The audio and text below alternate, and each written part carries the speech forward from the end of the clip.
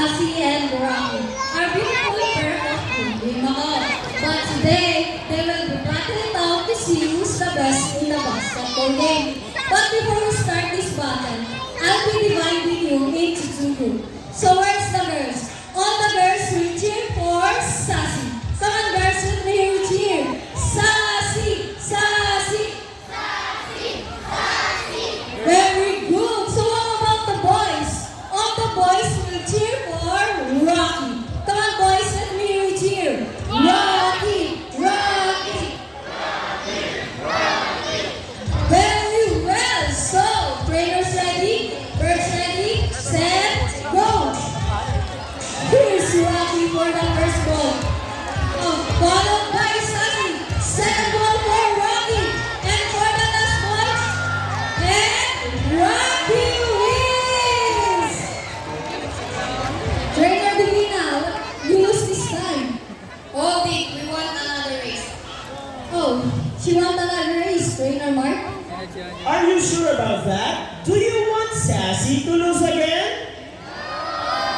This time, I guarantee you that Sassy will win. So, what race do you have in mind? I'm thinking about the ring race. And what is the race? The first bird who can drop the rings into the bowl, the fastest is the winner, and that is the ring race.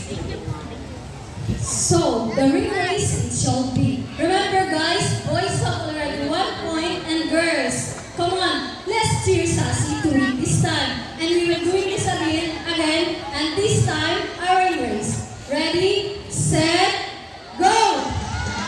Here's Rocky for the first ring. Hey, followed by the second ring. Hey, what's happening? Sassy winning at the same time. Oh, never is done. And the winner is Sassy. Daya ni Sassy. Trainer Mark, what can you say about that? 3 rings at the same time. Hey, you guys cheated! Oh, you think she cheated? No, we didn't cheat. Sassy used her brain. Oh, it is true that girls are more intelligent than boys.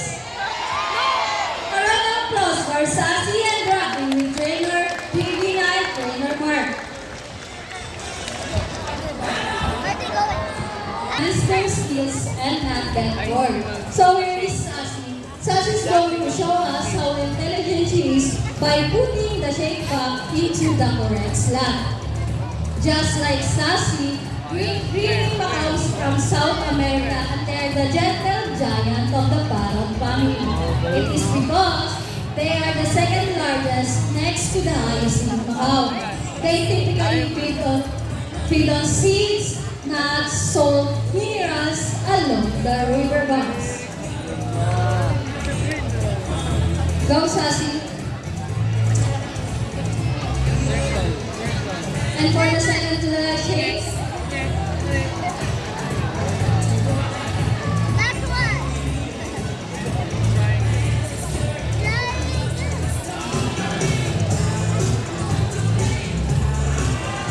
there you go, intelligent right? A round of applause for Sassy with trainer B. Number.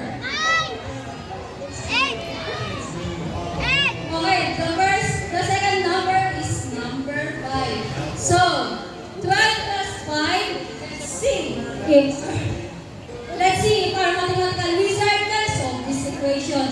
But first, trainer April will shuffle the numbers.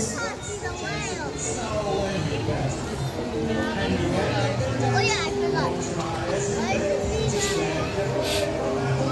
Now, let's call our Dream Macau, Rocky. Wow, Rocky, what a beautiful entrance.